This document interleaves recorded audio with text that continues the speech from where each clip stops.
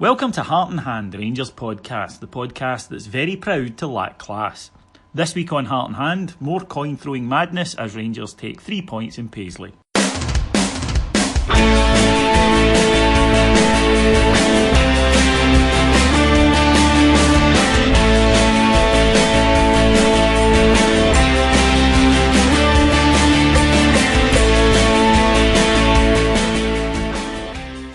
Welcome to Heart and Hand, the Rangers podcast. My name's David Edgar, I'm your host, and joining me this week to discuss the events of the weekend and look ahead to Moscow on Thursday are regular guest Mr. Alexander Staff. Hi there. And newbie from Top of the Flop show over on Patreon, Mr. Colin McMillan. Hello everybody, how are you doing? So lads, let's go to Paisley. Rangers desperately needing 3 points at the weekend, I think it's fair to say, and for a long time struggled. Now, there were various factors for that. It was not a particularly great day weather-wise, and a Rangers team not playing with an awful lot of confidence after the events of the previous week. Got there eventually though, Alex, and for me it was one of those days when the emotion had subsided and blood pressure had gone back to normal. It was just get the points. It didn't matter how you did it. Yeah, exactly that, yeah. I don't think the second half was that bad. The first half, obviously, horrendous. I thought we actually played okay second half. We just needed that goal. We got the battle up with the first goal. People can say what they want. That was a cross. 100% a cross. But we deserved the luck when you look at, for example, the one that was cleared off the line 3 times. How that doesn't end up in the back of the net earlier than that, I don't know. Gresh just hit the post. So we deserved a bit of luck to get that goal. Ultimately pretty comfortable in the second half, but it did require McGregor to make a couple of good saves in the first half. Colin, the frustrating thing for me is that it only seemed to take a couple of dodgy results for the team to lose all confidence. But credit to them, I suppose, then, for sticking in and getting out of there, because the atmosphere hadn't been fantastic among the supporters, not in the ground, but I mean just in the week leading up to, or the days leading up to the match, the atmosphere hadn't been fantastic. Had we not taken all 3 points on Saturday, then God knows what the bloodletting would be like today. Yeah, very much so. It was one of those games where you could see the players had let the previous 2 results get into their heads a little bit. And we should never be going to St Mirren, away from home even, and not expecting to win the game. And I think there was some doubts in some of the players' heads, and that's just not acceptable. But on the other hand, you do need to realise that this is a squad of players that don't have experience.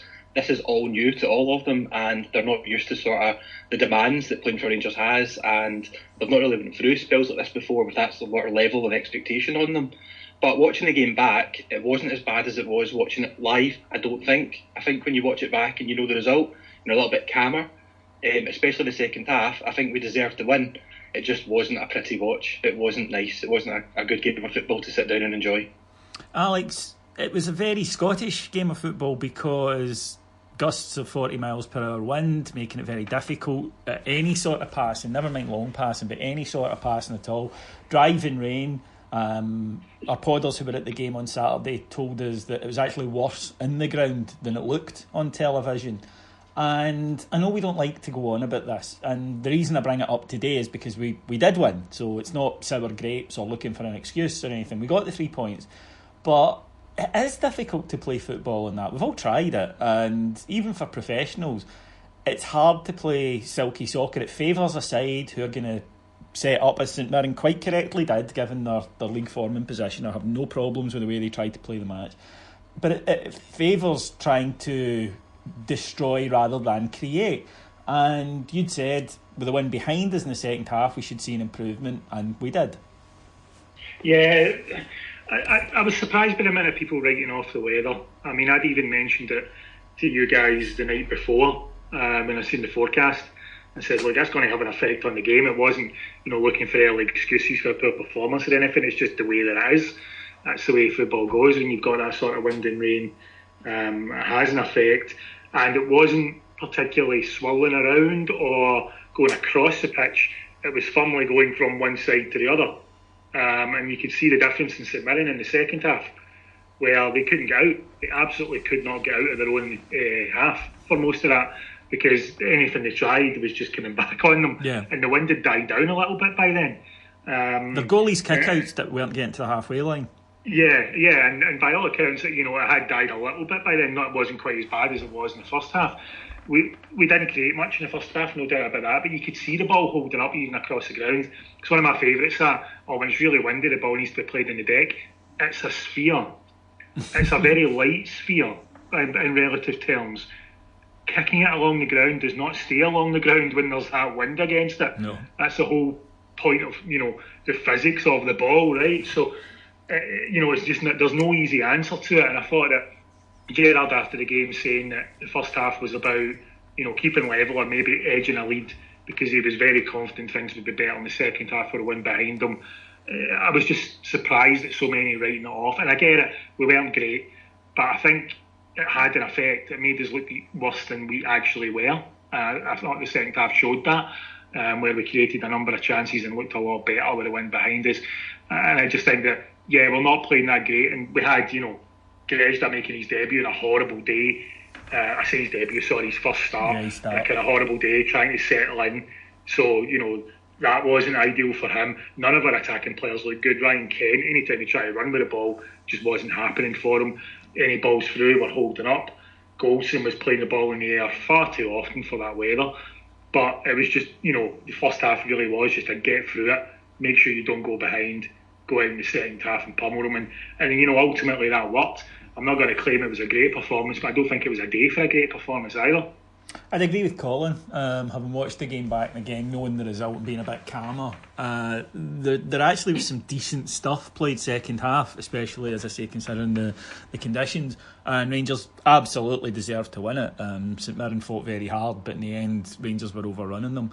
And 2-0 was probably an accurate reflection of the second half. The first half, I think St Mirren could probably point to a couple of Alan McGregor saves and maybe were a little unlucky not to go in one up themselves, which would have been difficult because I think the mood among the Rangers support would not have been particularly patient had that happened. Now, the manager made early substitutions as he had against Kilmarnock, and that is something we've been banging on about, Colin, and one of them really paid off with Daniel Candeias' goal. Now, Alex doesn't think he meant it. I would love to think he meant it, but I've watched it an awful lot, and given that Daniel Candeias, like everybody else in the team, maybe wasn't at his most confident, I don't think he's all of a sudden going to, when he's not been landing crosses particularly consistently recently, I don't think he's going to suddenly try for a wonder goal. But whether he meant it or whether he didn't, by Christ, we needed it.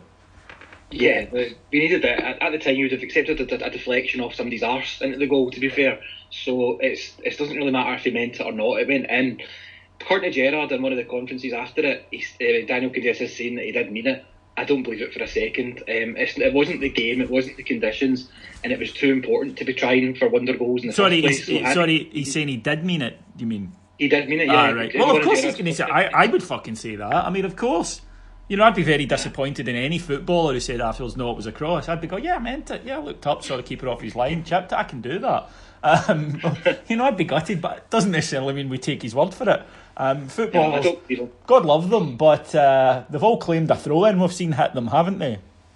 Yeah. It was one of those ones, though, where you shouldn't be trying shots like that, probably. It was the clever thing to do would be to play the ball in. I think you had Tav running in, a couple of our players. You'd have been angry at him for taking the shot and messing it up.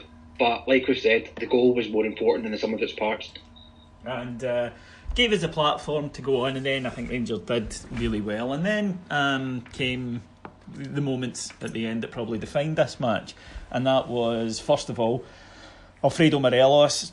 I love when he does that. Ball played through to him on the touchline. Doesn't seem to have a lot of room for manoeuvre, but beats his man, comes inside. Acute angle, you're thinking, I can't score from there, and he thinks, what the hell, and lashes it past the goalkeeper for 2-0. Brilliant goal from a guy that is flying. Even, he got a goal the other night, even when we're not playing that well. Alfie is 8 goals in 9 matches, and he's creating a hell of a lot as well. I think he's got 5 assists in that period as well, so he's just been sensational for us. And he runs, does a slide on his knees towards, where some of the St Mirren fans are sitting, although it's a Rangers away game in Scotland, 80% of the crowd will be Rangers supporters. But he goes along, slides on his knees, people come to him, and as he's on his knees, he gets hit by a coin. Now, being of hardy stock, he doesn't feel the need to lie down for the next 40 minutes, then call press conferences, then threaten to resign, then basically try and point out that this is due to a hitherto unproblematic problem with race in Scotland. But he basically just got up and got on with it. The coin throwing, it's always gone on to an extent. I don't want to make this sound like it's a new thing, Alex. We've all seen it. And generally I think the big problem the last month is that people have got slightly better at it because they've been hitting the target. Whereas for years we've seen coins and other debris come on. First of all, let's just call it what it is. Anybody who throws a coin at a football match is a scumbag. It's a fucking awful, inexcusable thing to do.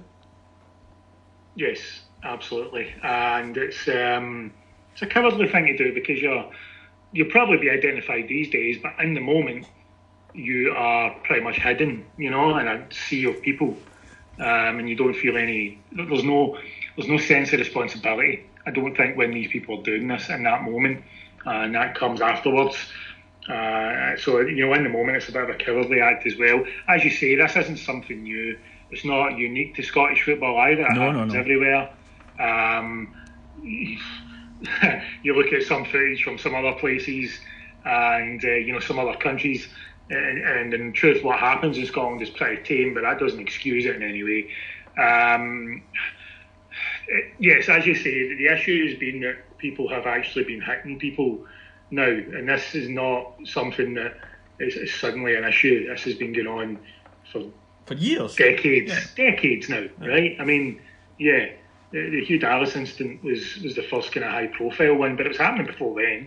So this isn't going to go away anytime soon. All we're getting is more reports on it, and people using it to their advantage. Let's be honest. As you say, Morelos probably never even noticed it. He's probably had to be told about it after the game because he's rock hard. Yeah, pretty much. Yeah, it's happening in an area where it's just like, you're not even going to feel that.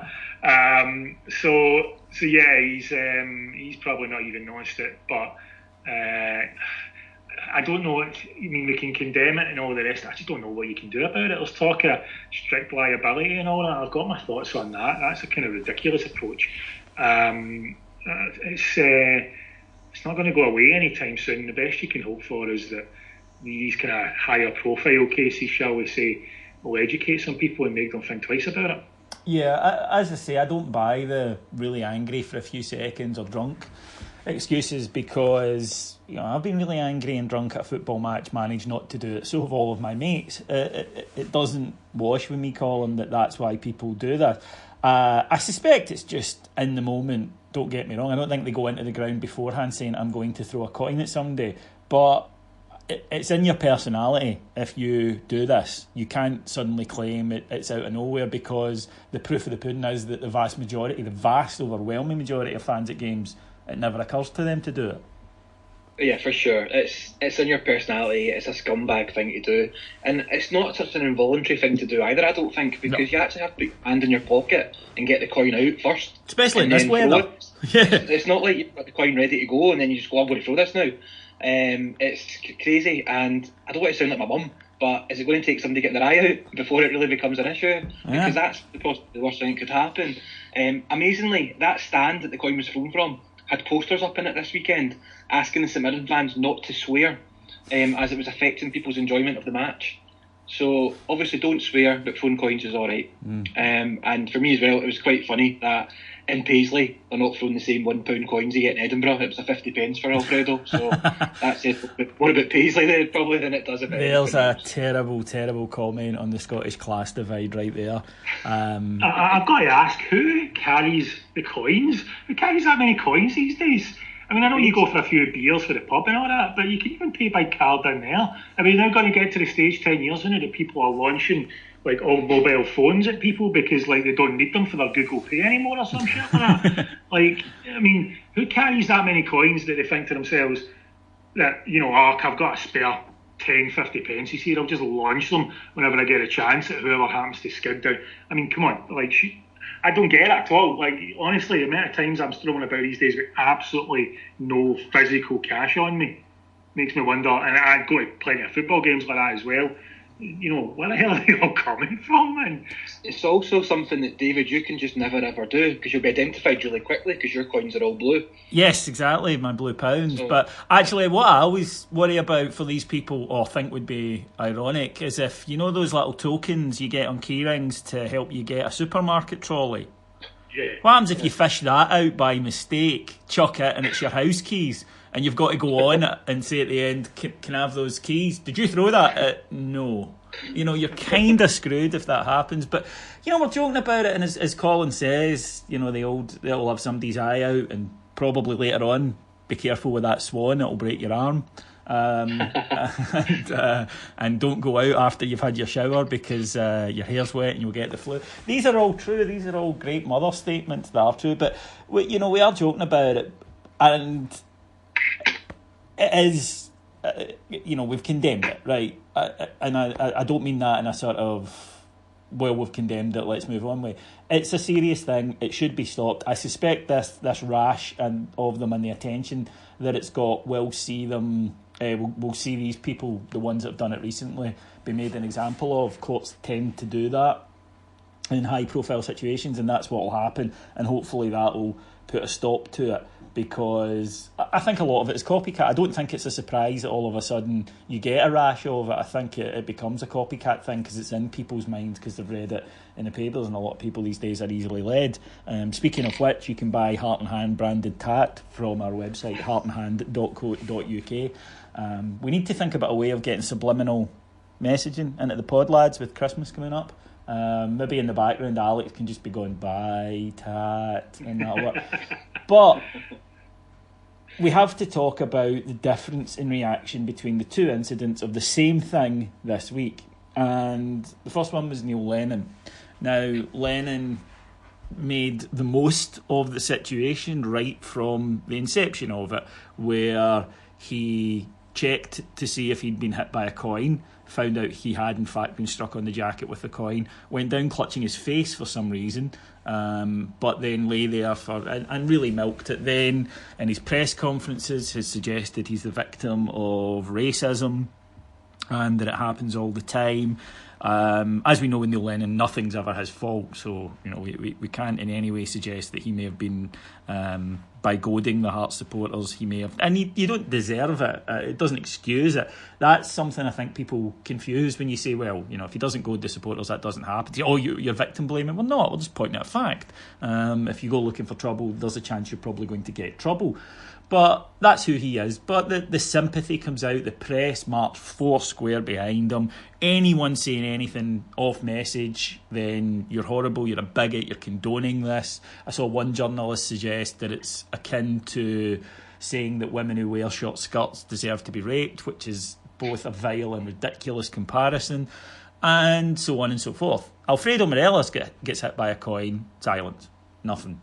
And only in Scotland, Alex, white guy gets hit, racism.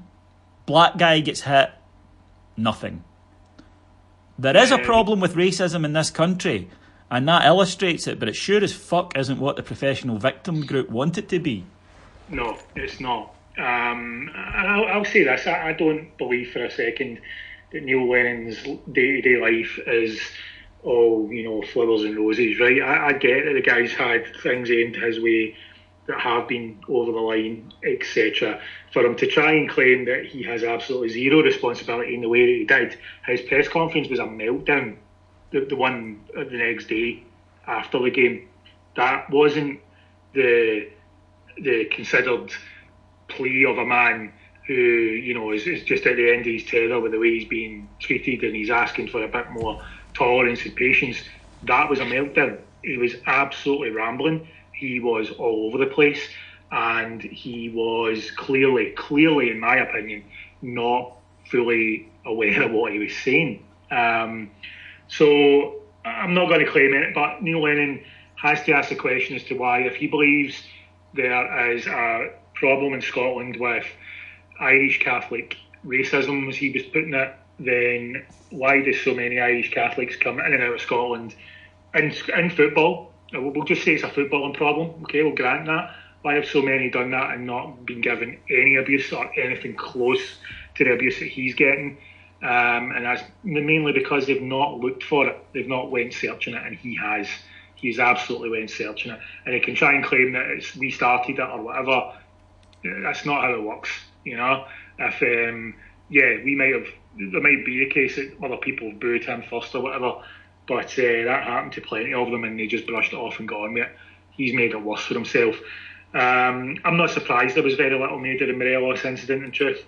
And it's mainly because he didn't milk it, and the club haven't milked it. The club don't care about it. They're just moving on. Alex, it's partially that, yes, but it's partially because of the strip he was wearing. Because I'll tell you something, had it been a Celtic player or a Hibs player of a certain ethnicity, whether he milked it or not, we would be hearing about it. It's entirely because it was a Rangers player. And in fact, if you look at the BBC's approach to it, now something like 20 BBC Scotland journalists tweeted about the Lennon coin throwing, and one of them also tweeted about the Morelos coin throwing, which tells you something.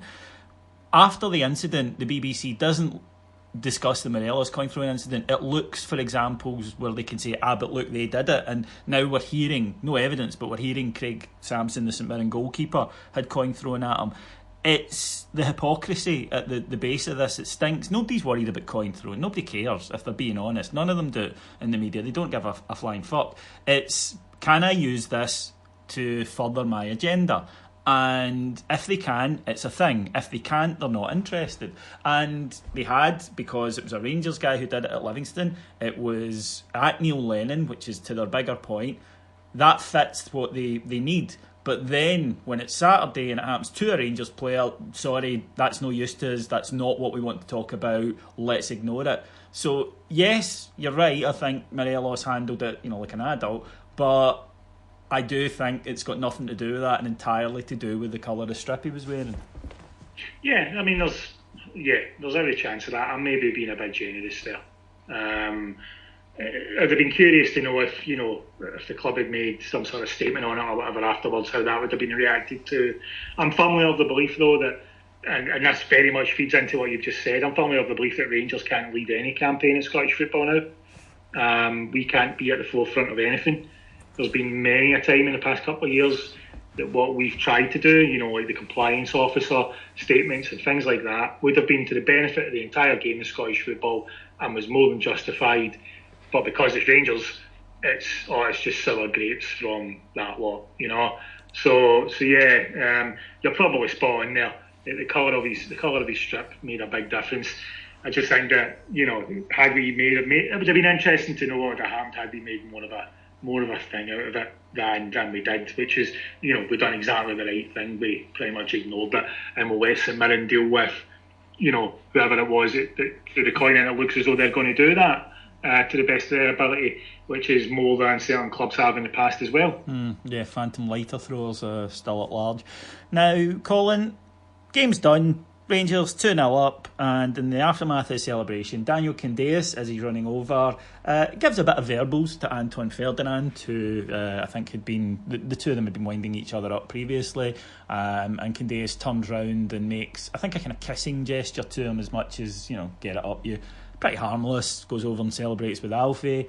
He's walking back. Craig Sampson, the St Mirren goalkeeper, walks up and, according to Craig Sampson, says, well, I told him I thought it was a bit classless that he'd won the game, that he should just go and celebrate with his teammates. And to be fair to him, he agreed with me. And it does look like that, incidentally. It's he comes over, has a word. He looks very friendly. Candeias has a word back. Anton Ferdinand then goes up to him, grabs him round the neck, not aggressively, I would say, but still. And again, Candeias doesn't react except to turn round to the referee and say, look at this. And he receives a booking and is sent off. WTF? Indeed, and let's just say, by the way, right from the start, Colin has a perfect view of this. He's right beside the incident. He jumps in, he books him. I genuinely have no idea what Daniel was booked for. Being honest, even what Ferdinand was doing, I wouldn't be completely raging if that was dealt with just a talking to either. I've seen it in games before where you just go over and say, right, you two wrap this, stop it. But not Colin. It's an awful decision. It's one that costs us one of our most important players. Ironically, it costs us maybe two players because Tav isn't anything like the player he is when he doesn't have Candace in front of him. And it just kind of feeds into this. Referees in Scotland, they are awful. I don't believe they're bent or anything like that, but I do believe they're awful. Week on week, something is done which just embarrasses us further. And there's no punishment for them because they don't seem to be able to demote them because there's no other referees able to replace them. I just don't know any other leagues that have this many stupid decisions and this many incompetent referees constantly. It baffles me. Alex, it strikes me as a bit of a personality thing with Scottish refs because the common sense human approach is to go, do you know what? It's the 93rd minute. Game's done. Nobody's going to complain if I just walk up and say to the two of them, wrap this now. I'm not going to stand for this. Do you want me to send you off? Shake hands and it's done. Nobody in the world is going to complain. And the thing that referees often say, and I understand this argument, is, for instance, Leicester match on Saturday when Damari Gray was booked. He took off his shirt to reveal a tribute to the chairman who passed away. And the football world collectively went, oh, the referee, why did he book him? And what referee said is he's got to book him. He doesn't want to, but it's the rule. Everyone knows it. He can't let it go. That's fair enough, right? We get that. Don't like it, but we get it. In Colin's case, there wasn't that argument. Nobody could have said, oh, well, look at the rule he breached that you didn't enforce, because he didn't break any fucking rules. So it's not only bad refereeing, it's just basic common sense. Yeah, it was... we've seen this earlier in the season with, players getting booked. I can't even remember who it was. I feel as though it was Scott Arfield, where somebody squared up to him and made the head gesture towards him, and he got booked for having the temerity of standing there. Aberdeen, it was Aberdeen. Yeah. What was it? Arfield it was, wasn't it? It was, first game of the season, I think. Arfield. First game of the season. Yeah. We see this all the time, and Colin's right. There's been some horrendous decisions this season. There's been a couple of red cards in other games. Kilmarnock got one and then benefited from one in another game not long after it. Both red cards were poor decisions. Neither were overturned on review, and mainly because, as Steve Clarke said at the time, they had to protect the referee's reputation more than anything else. So this is typical kind of Willie Colin, and it's typical of Scottish refs in general. I would agree with that. Yeah, if they see a little flashpoint, it's just dig the yellow card out to both players, even though they've not taken any time to review it. They've not taken any sort of who was the aggressor here, who deserves a heavier punishment. No, the two of you were involved, so the two of you are getting yellow cards for it. And you're right, no one, absolutely no one. There would have been a thread on Mark's website saying, what happened, Dad, when we were celebrating between Ferdinand and Candace? And that would have been the height of it. People would have went, I think they had some words and that was that. If he doesn't highlight that by whipping out the yellow cards, no one on TV is going to come up with going, why wasn't there a second yellow here, or look what he's been doing, or whatever. Would have all been ignored. And that would have been absolutely fine. And now what, as Colin says, we're missing Candace for the Motherwell game, which may prove to be crucial. He's came off the bench. Flores there on Saturday and turned the game. So, that may prove to be crucial. We no recourse for it, and Colin will probably get another high profile match at the weekend. And even if he gets demoted, it costs him all of £40. Of a difference between a Premiership match and a Championship match. And, there you go, Championship teams have our shite ref, is a point that you've made many, many times. So, yeah, there's just nothing. If you can get away with making mistakes so often, is it any real surprise that you're going to do that? I mean, really? There's no incentive to improve in Scottish football for referees, is there? No. Really? Well, this is one of the things that I saw today. I was reading online about Pep at Man City, and one of the things he did when he came to England was he employed a behaviour analyst, a referee behaviour analyst, and they basically studied every match and every referee, and they give Pep a report basically on how many fouls on average each ref gives before a booking, which refs will allow back chat, who won't, who gives the most yellows, all that sort of stuff. And Pep then uses that in all his game plans to kind of work with the referees best as he can. Now, this sounds amazing, but it would never work here in a million years because there is no level of consistency between any referee in Scotland. You can't predict what they're going to do from one match to the next. Colin's also made a good point earlier where he said, I think partially the problem with Scottish referees at the moment is it's kind of like if you're in a relationship that you're unhappy in, but you've no confidence you'll ever find someone else. So you really want to dump your boyfriend or girlfriend, but you don't want to be on your own. That's the problem here, because the SFA have no referees coming through. The ones that they've fast-tracked in the last few years are awful. You saw that with guys like Beaton and Nick Walsh, are just atrocious referees. Probably not their fault because they've missed out important stages of their development. So guys that they have brought through, the likes of Colin, they're going to, Craig Thompson even still kicking about, they're going to zealously hang on to because there is no other option. And what you're seeing is a general lowering of standards, the fact that there's no comeback on these referees, bar, as you say, maybe a one-week trip to ruin a game in the Championship that's less high profile. And people say to us sometimes, oh, you talk about referees a lot, and we don't want to. There's nothing better than when you do a game and you don't notice the referee.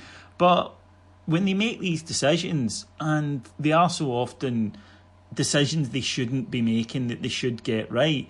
You go back to the Morelos red card, the linesman, I didn't actually see it. So why are you making that decision? I've got no problems, believe it or not, with a referee seeing something the wrong way. My problem with a lot of Scottish referees is they don't see something and guess.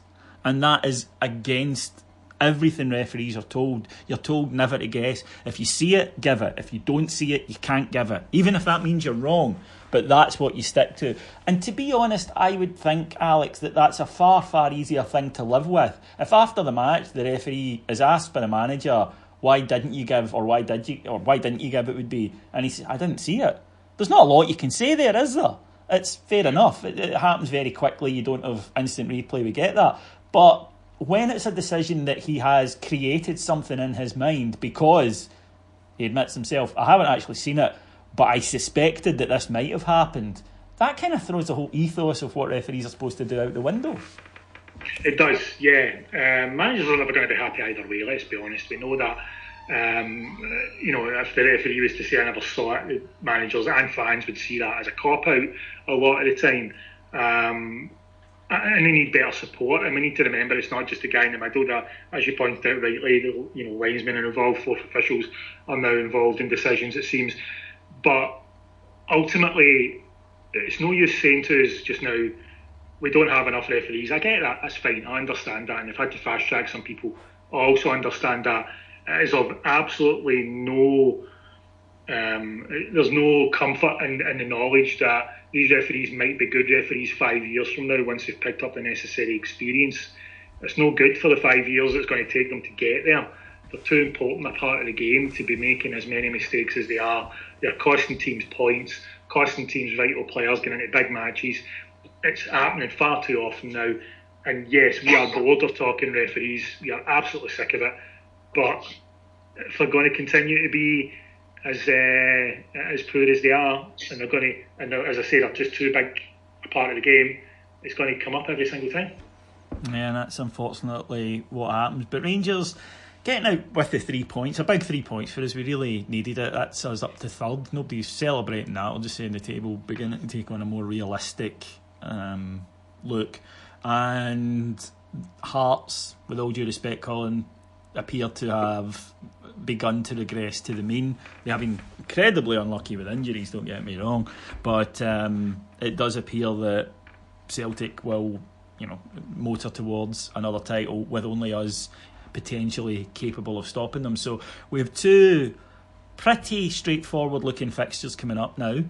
Two home matches, Motherwell and Livingston, who both will argue, if any other supporters are listening to this, both will quite rightly say, hang on a minute, one of us beat you and the other one drew with you. But at Ibrox, I'm expecting demanding 6 points. Yeah, Hearts have done what MD sort of looking forward at the table thought they would do. They had a really good start to the league table, the league campaign. They won the games they should have won. and everybody knew that they were an injury or two away from falling apart, because they just don't have the depth in squad needed to make that last, and that's what's happened to them. So yeah, as predicted, it is going to be us chasing them, and we need to stay in touch with them. We've got 2 winnable games coming up at home, and they've got 2 trips away to plastic pitches. So we need to look at the positives of that, do what we need to do, and hope they slip up. And that's just going to be the game for the rest of the season, really, I think. Staying in touch with them and looking to capitalise on any opportunities we get to claw back these 4 points. Alex, we talk about this a lot, but it is true that you can start looking towards your rivals in a title race when you're consistent, because then their result begins to matter. But for me at this point, it's just sort out your own form first, Rangers, then we'll worry about that. Yeah, to an extent. Yeah, I remember when we lost to them earlier in the season, we asked the question, if we were 4 points behind them going into the game in the new year, would you find that acceptable? Which we were 4 points behind them after losing.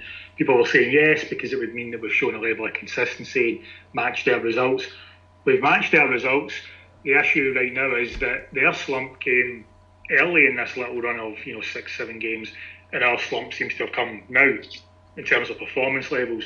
So we're kind of living in that moment of what they had a few games ago when they were screaming bloody murder at the results they were getting when they were going to St Mirren and drawing 0-0 and losing at Kelly and things like that. They were going off on their heads and demanding all sorts of changes. And now we're in that situation and we're kind of losing that a little bit. It's short term. What we need to prove now is that we can do what they've done, which is bounce back from the slump, start putting results together again. Ultimately, the results haven't been that bad. The draw against Kilmarnock was a frustrating one. Semi-final, one-off game, very poor performance. But league results not been that bad since then. So I think it's just we need to now prove that. You're right. We can only start looking at Celtic potentially slipping up if we can continue to win games. 2 very winnable games in our next one, despite Motherwell picking up a little bit of form recently. And Livingston seem to have lost a bit of form, I think it's fair to say. Last couple of results suggest that. Yeah. They're starting to revert to their mean as well. Despite that, 2 very winnable games. And we just have to, I know we're saying this all the time now, but it's just a case of constant 3 points until such times as, I know Hearts away is coming up in not too distant future.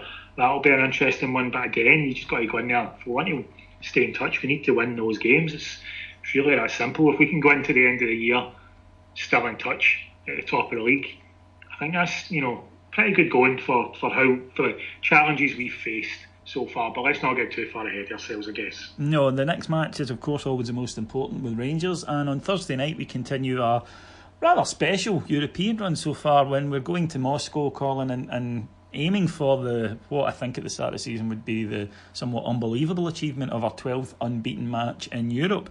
And if we were to pick something up there, anything, but especially a win, but if we were to pick something up in Russia, we are in a really, really good place to get out of this group.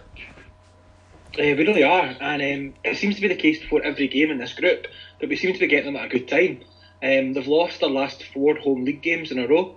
The manager, or caretaker manager, is actually openly criticising the fans at the moment for criticising the team. They're openly trying to get a new manager in, but they're debating over compensation levels with the club that he's at currently. And the manager has said the team has good players, but the environment that the fans are creating is making them bad. So going away from home, this isn't as difficult a task as it looks on paper, I don't think. They're not playing well, and after losing 4 home league games, I'm not sure how much of a priority the Europa League campaign is going to be for them. If you look at how we've played away from home in Europe, the increased tempo, the stubbornness that we've shown, it's really added to our play, and I don't see why we can't get the 3 points out there, which seems mental because we're not really confident going to whole games at home, away from home. But Europe just seems a totally different sport from us at the minute, and I'm not subscribing to any of these lines of thought that we should be putting a weaker team out or not really concentrating on it, because for me, I know we all want 55, it's everybody's first priority. I mean, God, we as podders are even earmarking parts of our skin for the inevitable tattoos we're going to get when it happens. But Europe's just huge for us. It's not just financially huge, it's putting us back on the map, it's making us relevant again. It's going to give us better positions to get better loan players available in January or the summer.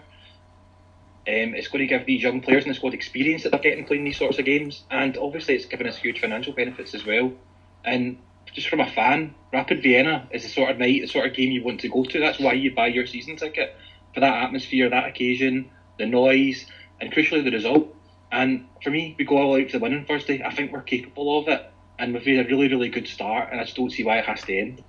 Alex, there is an argument that says that the Rangers team has shown itself to be better set up for matches in Europe, especially against a high-level opposition, because you would assume that Spartak will have to come out against us. They certainly won't sit in the way that they did themselves at Ibrox. Their crowd will not allow that. They'll need to come out and try and play, and that we quite like when teams do that because it gives us space to get in behind them. We can use the pace that we have, especially in wide areas, and it's just something that Rangers have looked quite comfortable with this season.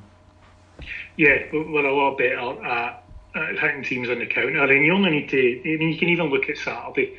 There was a chance at the end of the first half, which was one of the few times in the first half where St Mirren were a little bit further up the pitch and we won the ball straight away. Grezda to Arfield out to Ken drags it wide, but it was 2-3 very quick passes and we're up the pitch, and we're better at that. You can see numerous examples of it this season, not only in goals that we've scored, but in the sort of chances we create as well. Even the Candeas goal comes from Kent winning the ball high up the pitch, and it's fed out to Candeas really quickly, and players breaking into the box. Seems to be what we're best at, and if teams will come out and play against us, and Spartak will, they're a team that like to dominate possession in the league. They've not made a great start, they're not in great form, but they still look to play. They're going to be, or potentially going to be, without a couple of important players. Fernando and Zé Luís are struggling to make a game in terms of fitness. They'll still have a very strong team, obviously, but they're going to come out and play a bit. And as such, I'm not, for some reason, like Colin alludes to, it's very strange, I'm a little more confident of a result there than I really should be. This team at this stage of development, and even just sheer statistics, given that we've never done 12 matches unbeaten in a row in Europe before, would suggest that, okay, I'm not expecting a win, I'm not expecting a good result, but for some reason I feel as though we're going to get one, and that's mental given everything that's been going on in the last couple of weeks, really. But I think it's right. It's why I'm not as fearful about some of our bigger away matches in the league as many others seem to be at the moment, because whilst we're talking about our away form being poor, I think we're going to be better against the teams that come out to have a go at us in the away matches as well. I think that we've spoken a lot, and everyone has, other Rangers fans, media, whatever, that Steven Gerrard is a young manager. He's made mistakes and he is learning on the job. But the one area where he's been pretty flawless so far has been Europe, and that's because he knows European football, knows it inside out. So much experience of it as a player, and so much experience of it at a high level, with tactics. We're not talking about somebody who played in Scotland, had 15 first-round exits to the Maltese League. We're talking about somebody who's played literally over 100 European matches and knows the game. So it doesn't surprise me that he's adapted so quickly, whereas he is learning the Scottish League with all its weird little idiosyncrasies. So there is that argument that perhaps this is just an environment that he already has the measure of, and I think we've seen it. As you mentioned there, Colin, it's now seeming to become a trope that every time we play one of these sides, they appear to be, according to the media, in crisis. I take it with a pinch of salt, and always have ever since Valencia were described as the Aberdeen of Spain, just before they reached 2 successive Champions League finals. So, but I do think that if Rangers can defend properly, then we give ourselves a big opportunity, because, as Alex says, we do have the ability to move the ball from one end of the pitch to the other very quickly. We really do. There's absolutely no reason why we can't do it, and I genuinely think you saw the result against Hearts off the back of the Rapid game. It can have a positive hangover into our domestic form as well, rather than the negative one, which everybody seems to look at first. I was looking back at our Champions League run back in 2003-2004, where we had a decent start. We got 4 points from our first 2 games, if you remember. We beat Stuttgart at Ibrox, drew with Panathinaikos away, and we thought we were in a cracking position. We then lost the 4 games in a row, scored only 1 goal and crashed out. And that hurt at the time, and I think it impacted us domestically as well, because the players really, their heads went down off the back of it. And I just don't want that to happen this year. I want us to have this success in Europe, increase the confidence levels, and actually carry that into the domestic form, and be in that last 32 draw in December, and have football to look forward to in February. It's absolutely no reason why we can't do it, and we should be going all hell to leather to make it happen. can I just make a slight point on this, on the overall kind of point that Colin made earlier in terms of, he doesn't subscribe to putting out a kind of rested or rotated team for this one or anything like that. I'm fully on board with that. Now, imagine you're saying that the premise behind that is, okay, we need to rest our players because we need them for the league games, and the only chance we've got to win in the league is if our players are at their best. On the face of it, that premise isn't that bad, but there's every chance we don't win the league regardless, It's still a big ask, even if we are. So can you imagine you don't win the league this season and you've half-assed your chance in the Europa League group stages as well? There's just no guarantees. So you do what Steven Gerrard has already said. He will play his strongest team, or the strongest team he believes is available to him, on Thursday, and then he'll worry about the game on the Sunday. And that's got to be the way of it, because the fans that are travelling have paid a fortune. The fans that are going to the games at Ibrox have paid more than enough money to go there. The players will put in some effort to get there. The idea that we would just half-arse it when we get there, it's kind of ridiculous. And it's why people get so frustrated at some of the English sides in the Europa League, for example, who will, they put straight out for qualifying and are playing youngsters in these games because they just don't care, because they're more interested in finishing third or fourth in their own league. We can't be like that. That's not how big clubs operate, surely. I wouldn't have thought so anyway. You go into that and you play to get as far as you possibly can in every tournament. And at some point, Steven Gerrard has dreamed of taking us to that final, and he ain't going to give up on that, as unrealistic as it might be. I've always said that for the simple reason, and I've heard Rangers fans over the years when we have been doing well saying, it's the League Cup, play the kids. No, don't. Because if you can guarantee me 6 defeats in the Europa League and you win 55, great. But you can't. Nobody can. So sometimes people talk about this as if it is a choice, as if it is a trade-off. You say, what would you rather win, get through the group stage or win the league? And my argument is always, that's irrelevant. It doesn't matter. One doesn't affect the other, unfortunately, because you can't guarantee me that us performing poorly with a team of youngsters in the Europa League is going to lead to us in any way doing better domestically. Yes, it's a lot of games, I get that, but surely we want our players to be playing lots of games because it means they're involved in lots of tournaments. So no, I'm the same, and I want us to go there, and I think we're capable. I think we'll get a draw out there, and that, as I say, leaves us in a pretty good position for the rest of the group stage. Now, just before we finish up, every week on Heart and Hand, we like to look round the world of Scottish football and see who has done something or said something so stupid that it could have come from the mouth of former Wales international striker John Hartson. Yes, it's this week's Total Hartson. Who has made a Total Hartson of it this week? And we'll start off with you, Mr. Staff.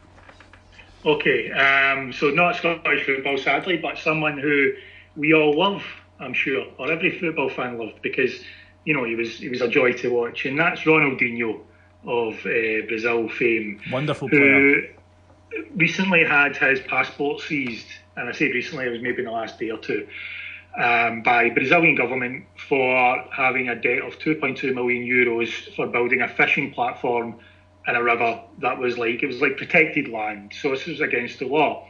However, this isn't the only thing that's going on with Ronaldinho at the moment, and this is why he's went from a daft mistake to Total Hartson. Barcelona have just recently announced that Ronaldinho and Rivaldo will have their duties at the club scaled back. They're like club ambassadors.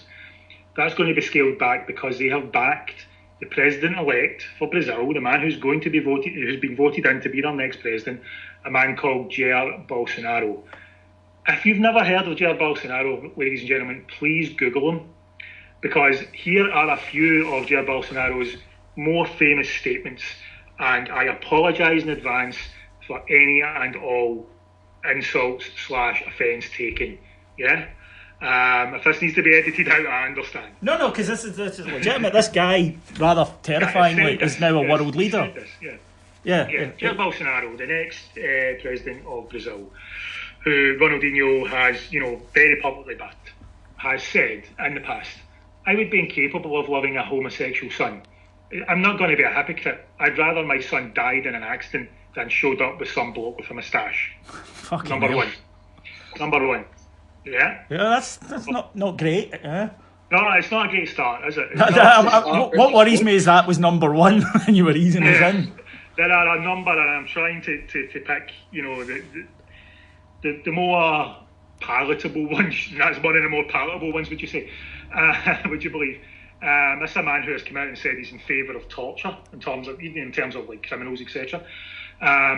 This one here, he was asked way back in 2003. He made a comment to a female politician in Brazil, and 11 years later, he was asked to clarify what he'd said, and he'd done a very, very South American way of apologising, which was, "I said I wouldn't rape you because you don't deserve it." Jesus fuck. So, not that, oh, I'm sorry for that, or it was a heat of the moment statement. No, I will clarify exactly what I said. You're too ugly to be raped. Is essentially what he was meaning by that.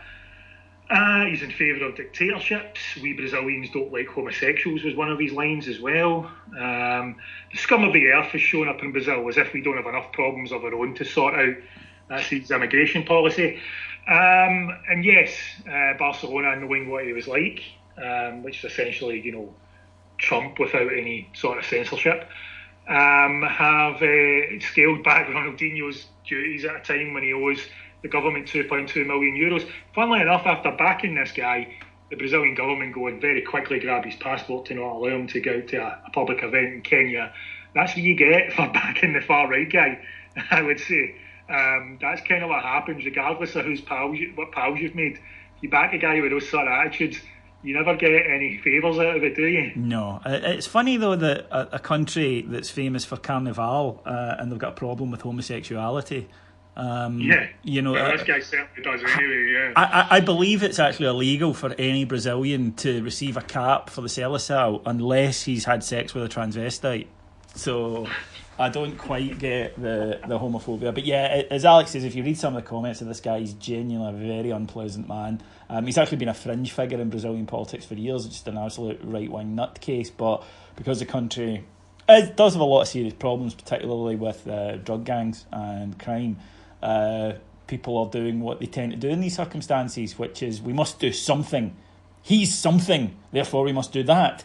And it's a case of saying to them, yeah, it is different, but it's different worse, not different better. And it will probably end in something very unpleasant. But Ronaldinho. By the way, who built that fishing? It was the same people that built Spurs Stadium. 2.2 million for a fucking platform. I know, €2.2 million for a fishing platform. Yeah, I'd also expect it to do all the fishing for me. Yeah, damn right, and cook it. Have a kind of automated fishing line and stuff like. 2.2 million. That's a hell of a lot of money. Yeah, the big windows at that builders. You can tell though that when he asked the builder in Brazilian or Portuguese, went, "Oh, it's going to cost you, mate." Guaranteed. It was the international language of builders. Colin. Yes, so I also looked out with Scotland because I thought Neil Lennon had Scotland pretty much sewn up this week. So for me, I have looked at Bayern Munich's Brazilian right back Rafinha. Reason is, I know everyone at Heart and Hand has strong feelings about Halloween, and if you listen to the new David and Scott show on Patreon, you'll know exactly what I mean by that. However, Bayern Munich do seem to like Halloween, so much so that the whole team got dressed up and went out for a party this week. Bayern Munich have got a big Twitter following as well. They've got 4.5 million followers on Twitter. Oof. To give that a bit of context, Rangers have got 459,000. David has got 25,000, and I've got 1,300. So what I'm saying is, I like the way you added your change to it, but you didn't add mine. Thanks. Yeah. Oh, sorry, have you went up a wee bit? Aye, 25,000 and like 20 and something like that. You're doing okay. And mine's on 800 bots that you bought last week. So what I'm saying is, basically, a hell of a lot of people see Bayern Munich's tweets. So Bayern put up some pictures of the squad dressed up, and you've got players dressed up as skeletons. There's a werewolf, there's a few zombies, there's even Jigsaw from the Saw movies, and even Walter White from Breaking Bad is there as well. But right at the front of the picture is Rafinha, and Rafinha is dressed in what I can only describe best as an Arab. He is wearing the robes, or the kandora, which I believe is the real name, and the kufaya on his head. Though I'll be honest, it does look like he's just used a tea towel rather than by the real. It did, yeah. He is wearing sunglasses and a comedy Borat-style moustache. Now, this isn't cool. You can't do that. But it goes on. He's also carrying a box designed to look like a bomb with the word attention on it. Fuck me. This then gets worldwide press attention, so Rafinha takes to Instagram to apologise. And he writes on Instagram, "Hello everyone. Halloween is a scary celebration with exaggerated costumes. It was not my intention to anger anyone through my disguise or hurt anyone's feelings." He then closed the apology in the worst way or the worst excuse possible by saying, "I have lots of Arab friends. Of course. All of them." Yes, of course he does. You would think that would be it, but it's not. Anyone that knows Instagram will know that you can't just post a message on Instagram. You have to also have a picture on your post. Yeah. What picture do you think he used? The one of him at the thing? Another picture of him in his costume. He then deleted that a few hours later and replaced it with another apology, this time with a picture of him playing for Bayern. Oh my goodness. I would like to mention a podder who should remain nameless, who Scott, who was complaining about this thing about a woman who was complaining about being chatted up on a train. Did you see that recently? Yes. And it's launched a whole debate about whether or not men should be able to just approach random women. And of course, men being men, we tend to go, well, of course we don't mean any harm, and women are like, yeah, we don't know that, and it can be the 1 out of 1,000 who does mean us harm, so we just rather nobody did it. But us being, you know, the type of people that we are, we tend to go, oh, you stupid, but you know, just why not? And Scott, of course, used the phrase, oh, does that mean that we're not allowed to talk to women anymore?